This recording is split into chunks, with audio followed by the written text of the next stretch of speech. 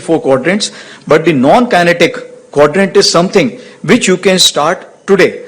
And the next war, which we are looking at, it may happen soon, and we have to prepare accordingly, as already been brought out by director, that in this we have to fight this battle together. This non-kinetic has to be fought together.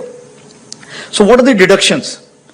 That as far as whole of nation approach will be there for the next war, it is not the military alone which will be fighting. If you ask to a Pakistani whether you lost or won, you say, my chief has become field marshal, we must have won only, that's why he has become field marshal. So what I am saying, that this is how you can influence the population. So it is the domestic population, it is the adversaries population, and it is the neutral population. Can rising powers be accommodated? That's a question you have to ask, and you will get the answer yourself. So then we made inroads through our own way.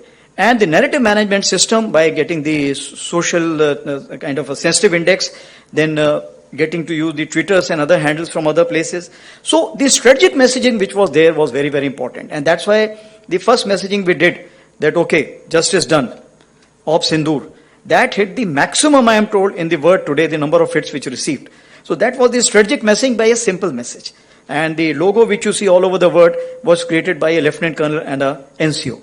So we prepared all this. So when we were going in for this kind of Op Sindoor operations, we were also going for these things, because narrative management system is important. So what it means, that when it comes to the technology, there is a technology here, there is a technology here. The big party would like to propagate a technology to be much, much better, and you will get influenced by it. And the smaller one will not have the money power to kind of propagate that. So that is where I think the narrative management system plays a role. And if we are able to kind of get in time, I assure you that we will be able to help out this kind of a smaller party also. As we dug through the OSINT, we could also declare the fake. And that's why with the IIT Guwahati also we have signed and for IIT Delhi also we have signed the MOUs on interacting or getting information from the OSINT.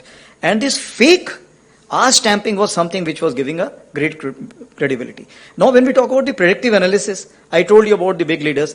But I think with this kind of a thing, we do not have time now, because even the corps commanders will change, even the naval commanders will change on the other side. So we need to put in all this data, and we should be able to see, okay, what is the thought process? What is he likely to do? No, predictive analysis is required. And that is where we all play a role in it.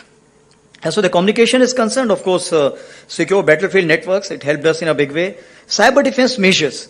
This is something, whatever you do, you will find you are still short of effort. And you know that what kind of attacks which were carried out, and we could ward off, we could recoup back wherever is required, we could rebound back. But next time, it may be much more. And whether that country will do it alone, it will be supported by some other countries, we do not know. But I have a strong hunch feeling that that country will not be alone. And that is where we have to be careful. Here I would like to talk about Sambhav, because Sambhav is courtesy IIT Madras, and this was a big game changer. Why? Otherwise we used to be on the WhatsApp. If we have to talk anything, secret we cannot talk, so we are talking on the mobiles.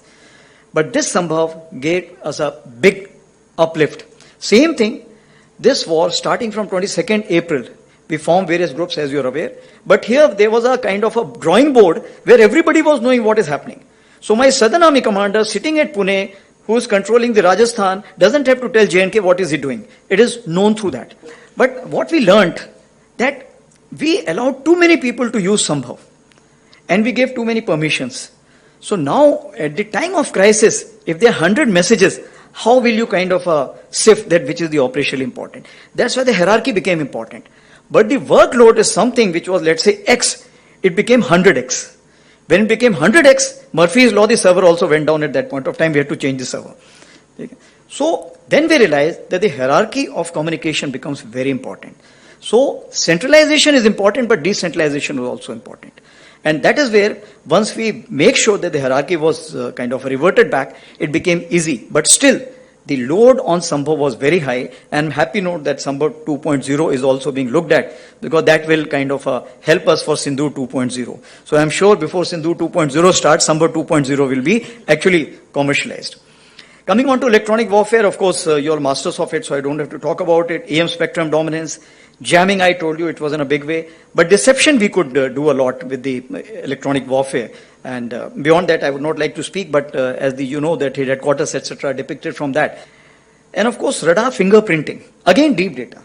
Because all the radars open at various places. And if you have the data, then you know, okay, which radar is opening up and it is held with which formation. That tells you the orbiting, which is important. So fingerprinting, which becomes important, and therefore the long-term involvement here becomes important. And ECAS or something, I think it's already in the media also, that we have created a software which is helping us. Of course, that is something which we have just started. But I am sure with the AI kind of a caliber which is there with the IIT Madras, that will become very, very strong, and it will get interlinked with the TRICE services because we need to work out together. As far as target engagement is concerned, we realize that attrition warfare is no more going to give you the results. So you need smart munition. All the dumb bombs have to be converted to smart bombs. We are working out with others also in this field because here we do not have much time. And Russia also, finally you realize only two things are working. Rest everything has gone back. Today I was reading the air assets have been pushed back, and the platform which are there, they only use when required. But the artillery guns and the drones, they are the only two things. The only thing what they have done, their dumb bombs have been converted to smart bombs. So the precision has increased. When the precision has increased, how does it help Indian economy? If you use a X number for, let's say, dumb bomb, you will use only 1/5 of the ammunition if it's precision in nature.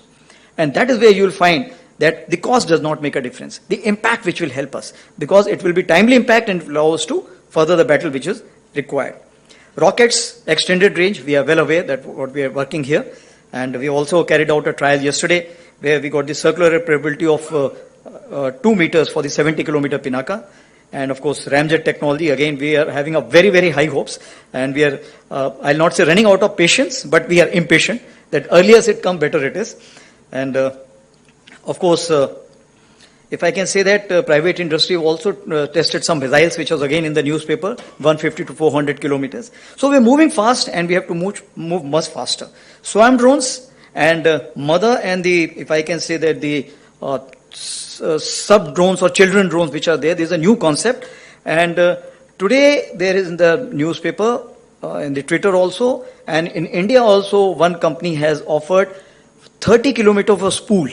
And in Ukraine, they have used 40 kilometers for spool. So there is no interference or jamming which can take place unless you physically destroy it. So this is the kind of a thing which is being looked at. So what happens? You send a spool for 30 kilometers. By the time the two layers of jammers have been kind of passed through, thereafter the mothership goes another 20-30 kilometers, opens up with the kind of a sub-drones, and then you can create the havoc which is required. So 50 to 60 kilometer depth we can achieve. That is the kind of a range what we are looking at with this. And of course, armed UAVs, I don't have to talk about it. And employment of baits from both sides. So this time what they did, they sent the small drones first, so that you use your anti-aircraft guns. You open your radars. So your anti-aircraft gun locations are known, your radar locations are known, then some frequency is known, so they know which kind of radar and everything. And then they came with the kind of armed small UAVs or drones, Yiha class, which is from Turkey. So they used that. And thereafter, of course, they came with the Chinese and Turkish big UAVs, which is called as combat UAVs, they came. So just because I think we were well prepared,